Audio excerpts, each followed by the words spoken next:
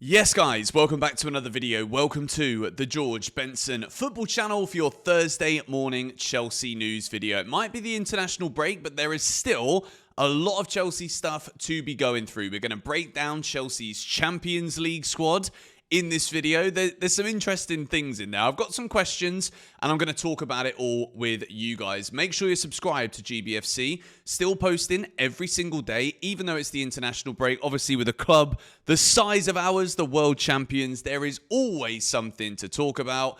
Make sure you subscribe to GBFC and smash the like button if you do enjoy what you're seeing here. As well as that, as always, if you do want to get anything from the Chelsea Megastore this summer, the QR code is down this side on the screen. The discount code is GBFC10, and there is also a link in the description. You get 10% off with that GBFC10 code for everything at the online Megastore. I want to begin today's video with giving the latest update regarding Mykhaylo Mudryk, who, of course, back in June or July, I think it was July, we found out that Mudryk is in fact banned from playing football, and it's going to be for a very long time for testing positive for a banned substance. Subsequently, since then, we haven't heard any other good news about Mudryk, and unfortunately, this is the latest. Chelsea suspended winger Mykhaylo Mudryk has been handed a 6-month driving ban for repeatedly flouting traffic laws in the UK. So not only is he banned from the football pitch, but he's also banned from driving his car. Now I'm going to say this now. I really hope that Mudryk is getting the required and desired support necessary from Chelsea Football Club. And if he isn't getting that support from the football club, as a human being, empathetically I'm talking here, we've got to put ourselves in the mind of Mudryk. Imagine your whole life you've trained towards becoming a professional footballer, and whether or not you knew what you were doing or not, Mudryk's pleaded his innocence. Turns out, irrespective of all of that, he's banned regardless, right? You lose your career in the click of a finger, in the blink of an eye, and now you've also lost your driving license, which is technically the freedom. Regardless of whether or not you're banned from the football pitch, at least Mudryk can still go out to the supermarket when he wants to, if he wants to drive there, if it's raining, whatever he wants to do. Now he's had his license taken away for repeatedly flouting traffic laws. All I'm going to say on this is I really hope that Mudryk has got some good friends around him to advise him and guide him back on the correct path. Because as much as this could actually be all his fault and he's pleading innocence, because why wouldn't you? There's also a lot of a human element here that needs to be taken into account for this, because I couldn't imagine if someone said to me, Benson, you can't make videos because you're banned. I'd be distraught. I'd be absolutely distraught. And it's not even remotely comparable to being a footballer, right? I'm just trying to put my head in his head for a second here. You know, it must be so difficult, but I just hope he's got some good advisors, because clearly that promise and that brilliant career that he thought he was going to get, signing for Chelsea from Shakhtar Donetsk, one of the brightest talents in Ukrainian football, and now he's even banned from driving. I hope we can get Mudryk back on the right path soon. Let's move now into this story, which is an interesting one. Facundo Buananotte has been left out of Chelsea's Champions League 23-man squad, Willian Esteval included. And then we've also got to look at this here too, because this was the quote from Buananotte when he signed for Chelsea. It's a great step in my career. I'll get the opportunity to play in the Champions League for the first time, which will be a great challenge. And he's not in the UEFA A or B list for the Champions League. If you were Facundo Buananotte, I think you'd be absolutely gutted, wouldn't you? You've just signed for Chelsea. You're most excited about playing Champions League football, of course, because you're a young player that probably watched and grew up dreaming of performing on the Champions League stage here in that anthem. You join Chelsea and then bye-bye. Obviously, you're not going to get that at Brighton, whether you stayed there or not, mate. But the fact of the matter is, I'm a bit confused by this, because when you look at the Chelsea Champions League squad, there is one name here in Nizar Kinsella's tweet that I just find absolutely baffling, considering he's out for the whole season. Levi Colwill. Now, I believe this has something to do with the homegrown player rule, and I'm going to put this up on the screen here, because when it comes to registering your squad for the Champions League, it isn't just throw your 25 best players in there. The homegrown player rule is a rule for UEFA competitions that was first introduced in 06-07, fully enforced beginning of 08-09. On top of a maximum 25 player for List A, clubs had to designate a minimum 8 players that were trained by clubs from the same national league, with 4 of them being from the club's own youth system. The rule in turn capped a maximum of 17 foreign-trained players for the club in UEFA competitions. The English Premier League enforced their own version in 2010. So this is probably why Levi Colwill is still in the squad, despite being out injured for the entire season. This is purely frustrating for Facundo Buananotte, and hopefully for Chelsea, it won't matter so much because we've still got enough players in there. And I think this season, to talk about the Champions League for a minute, having watched us in the Club World Cup dismantle the Brazilian sides, apart from Flamengo, having dismantled Paris Saint-Germain in the final, I think Chelsea is so well suited with our squad to go far and deep in the Champions League with the tactical flexibility and versatility that Enzo Maresca brings to the management table. I think Chelsea have got a really good chance this year. We've got some brilliant fixtures, really difficult games. Atalanta away, Napoli away, 2 trips to Italy. Got to go to Karabag as well, which is going to be fascinating in the new year. Chelsea have got to be looking to get out the group, and I do think the squad is going to be strong enough. But if you're Facundo Buananotte, I think you're absolutely gutted with this one, particularly after he made it very clear that he was super excited to play Champions League football. Buananotte not being involved in the group stage Champions League or in the Champions League squad for the season is a little bit concerning still in those central areas whilst Liam Delap is injured. But all in all, I just wanted to clarify from yesterday's vid, if you watched it, I think the squad is good. I think we got some great players. I think we made some good signings, got rid of a lot of players. The outgoings are 9 out of 10.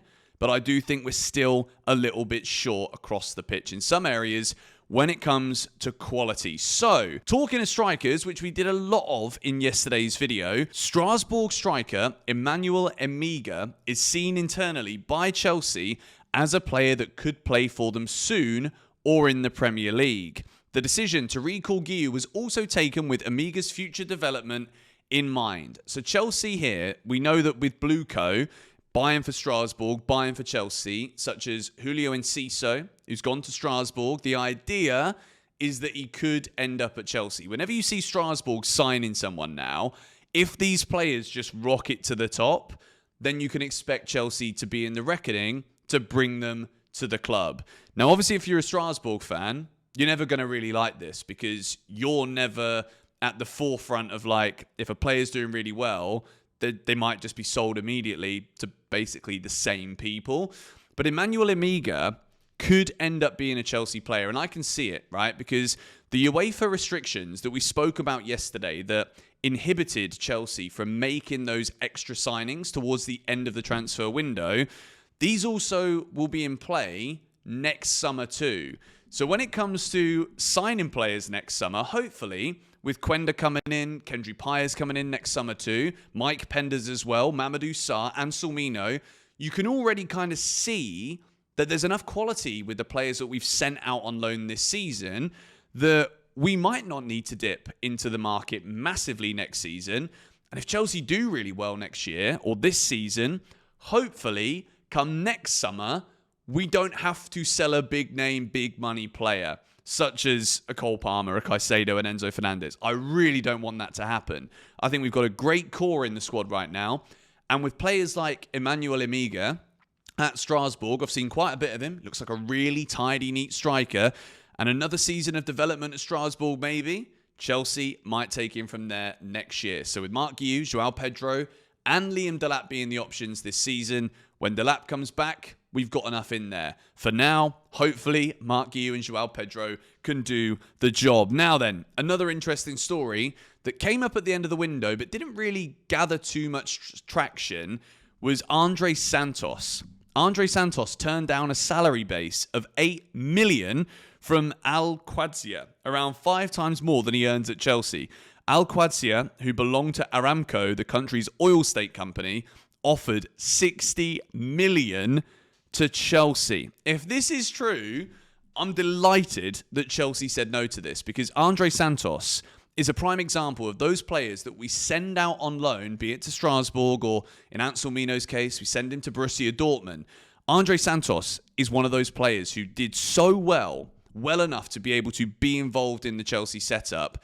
And just because that would have been huge profit. If this is all true, 60 million quid, I mean, I think Andre Santos is a phenomenal player. So when you're that young with that much potential and promise, who's to say that he's not worth £60 million?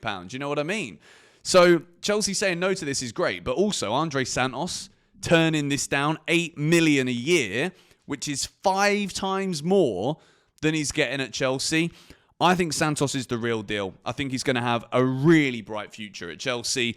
And fingers crossed, he's going to get a lot of minutes this season. I think what we've seen in the early stage of this season, Caicedo's obviously a monster. He's in a league of his own.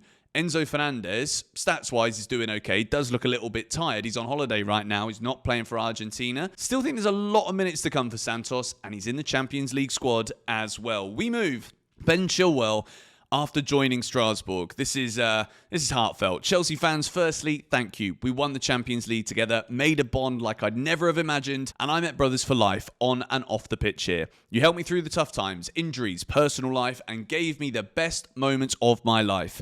I'll never be able to thank you guys enough. Looking forward to showing everyone my best. See you soon, Chile. Ben Chilwell, I think the goodbye from Chelsea wasn't enough for a player that did so much for this football club. That run from Chilwell at left back in the Champions League, all the way through to winning the competition, he was absolutely incredible. I think a lot of people might forget, just purely because he had so many injuries, and he's been a part of the so-called bomb squad that we're going to go into in a moment too. Ben Chilwell had such a brilliant start to life at Chelsea Football Club. Yes, there could have been a lot more if it wasn't for injuries. And look, even now, Chilwell came out himself and said Marc Cucurella is the best left back in the world. So it might not even be his own doing as to why he's not been really given any chances. But I do think the club could have done a lot more in the goodbye to Ben Chilwell. And I think also it's important that he's directing this at Chelsea fans, because I think Chelsea fans have got a lot of love for Ben Chilwell. We always called him Benjamin Bloody Chilwell here on this channel. If you've been a long-term subscriber, you'll know that, and I wish Chilwell all the best. Top man and a really top player. Let's move now into this. The extent of the bomb squad isolations include having to use a separate toilet, a different changing room, and not being allowed to eat with any first teamers. The remaining bomb squad members are Sterling, Disasi, and David Fofana. Don't know about you lot, but I almost forget that David Fofana even exists. And I find it so peculiar, right, that for the second year in a row, a loan move or a sale for David Fofana kind of just falls through at the last minute. He was going to go to Charlton Athletic on loan, and then it just didn't happen. Why did these things just not happen? I've got so many questions, and I don't think we really get any answers. It's just a bit weird. Raheem Sterling obviously wants to stay in London. He's got a young family. I understand that. It's just not great for Chelsea, paying a bloke 325 grand a week who's not even allowed to piss in the same hole as the other players. So that's a problem that we've just got to live with now. Axel Disasi was wanted by West Ham and a couple of other Premier League clubs. He's like, nah, I don't want that. So he's happy to just chill on the grass somewhere and not play football as well. Fair enough then, mate. You enjoy your wages. But anyway, going to wrap up this Chelsea news video here. Thank you guys so much for watching. As always, make sure you subscribe to GBFC if you haven't already done so. And please do smack the like button on today's video. As I said at the start, if you want to get anything from the Chelsea Megastore this summer or forever, really, GBFC10 is your discount code. QR code here on the screen and a link in the description. Thank you guys for watching. Come on, you Blues.